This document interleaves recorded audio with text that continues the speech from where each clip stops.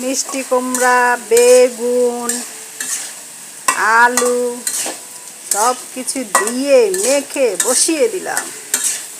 দেখেন কত চমৎকার রান্না, সবাই দেখে মুগ্ধ হয়ে যাবেন।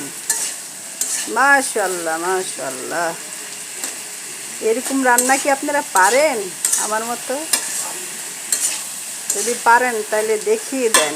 দেখেন এখন ঝোল দিয়ে দিব বেশি করে, যেন একদম নরম হয়ে যায়, সেই ব্যবস্থা করে দিলাম। এখন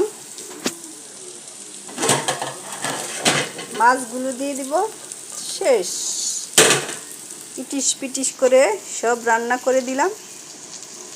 এখন রান্নার ভিতরে কি মশলা দিতে হয় সেটা বলতে ভুলে গিয়েছি। হলুদ দিয়েছি, মরিচ দিয়েছি, রসুন বাটা সব কিছু দিয়ে ভালো করে কষিয়ে দিলাম।